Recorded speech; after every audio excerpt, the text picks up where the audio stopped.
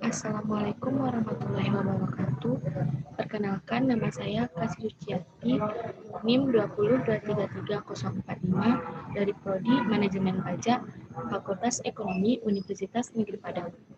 Baiklah, pada kesempatan kali ini saya akan menjelaskan tentang mata kuliah Komunikasi Perpajakan dengan berjudul yang pertama konsep dasar komunikasi dan yang kedua bentuk dasar komunikasi. Baiklah, di sini saya akan menjelaskan sedikit tentang konsep dasar komunikasi. Yang pertama yaitu pengertian dari komunikasi. Komunikasi atau dalam bahasa Inggris communication berasal dari bahasa Latin yaitu communicationem atau communicatio atau communicare yang berarti untuk berbagi, menyampaikan, atau menginformasikan bergabung, bersatu, berbagi dalam. Secara harfiah juga bisa diartikan komunis, yang berarti sama. Harper 2016. Secara sederhana, komunikasi dapat terjadi apabila ada kesamaan antara penyampaian pesan, yang disebut dengan komunikator, dan apabila yang menerima pesan, yaitu komunikan. Oleh sebab itu, komunikasi bergantung pada kemampuan kita untuk dapat memahami satu dengan yang lain. Communication depends on our ability to understand one another. Yang kedua, saya akan menjelaskan tentang tujuan komunikasi.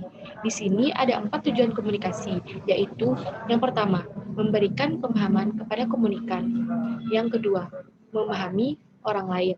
Yang ketiga, supaya gagasan dapat diterima orang lain. Serta yang keempat, menggerakkan orang lain untuk melakukan sesuatu demi mencapai sebuah tujuan. Prinsip komunikasi. Yang pertama, prinsip komunikasi itu harus memiliki tujuan dan maksud yang jelas, sehingga bisa dipahami oleh orang lain. Yang kedua, setiap pelaku komunikasi mempunyai potensi komunikasi, meskipun seseorang tersebut tidak menyampaikan sepatah kata pun kepada orang lain. 3. Komunikasi mengandung dimensi isi atau pesan tersurat dari apa yang disampaikan kepada komunikan. 4. Komunikasi dikatakan mengandung dimensi hubungan. Hubungan yang dimaksud di sini adalah adanya reaksi nonverbal dan muncul akibat adanya komunikasi. 5. Komunikasi dipengaruhi oleh dimensi ruang dan waktu. Komunikasi yang terjadi pada situasi tertentu dapat memunculkan persepsi yang dapat diartikan berbeda oleh orang lain. Misal, bersiul saat orang tua menasihati kita, sehingga orang tua akan mengira kita telah mengejeknya. Keenam, komunikasi itu bersifat sistematik atau terurut. Lanjut.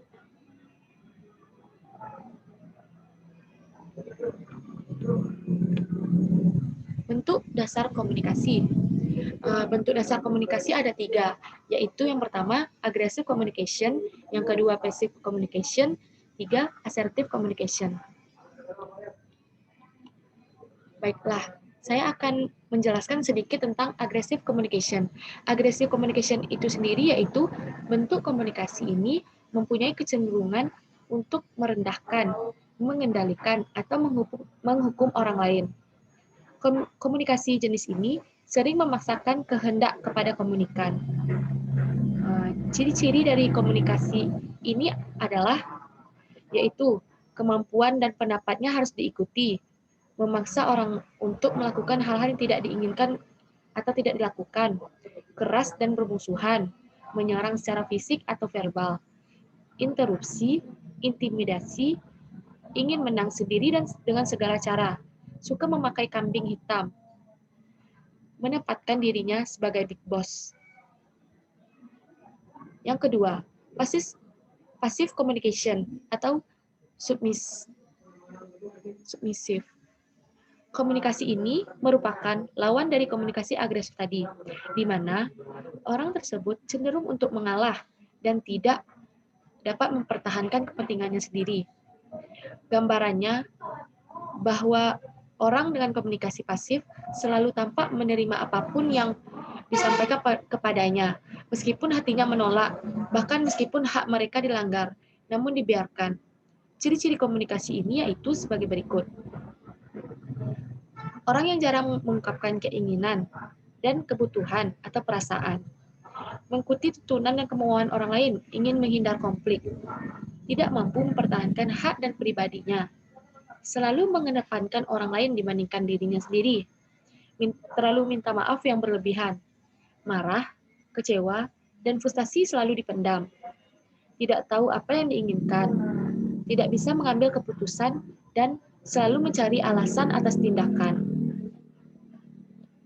Yang terakhir yaitu ada assertive communication. Komunikasi asertif ini atau assertive communication adalah komunikasi yang terbuka, menghargai diri sendiri dan orang lain. Komunikasi asertif tidak menaruh perhatian hanya pada hasil akhir, tetapi juga hubungan perasaan antar manusia. Ciri-ciri assertive communication yaitu terbuka dan jujur terhadap pendapat diri sendiri dan orang lain, mendengarkan pendapat orang lain dan memahaminya, menyatakan pendapat pribadi tanpa mengorbankan perasaan orang lain, mencari solusi bersama dan keputusan, menghargai diri sendiri dan orang lain, mengatasi konflik, menyatakan perasaan pribadi, jujur tetapi hati-hati, mempertahankan hak diri. Baiklah, dari bentuk-bentuk dasar komunikasi ini, sebaiknya kalian semua memilih assertive communication, karena di sini kita dapat menghargai diri kita sendiri. Baiklah, sampai di sini hasil presentasi dari saya, Kak Suciati. Apabila ada kesalahan kata, saya mohon maaf. Saya tutup dengan wabillahi taufiq hidayah. Wassalamualaikum warahmatullahi wabarakatuh.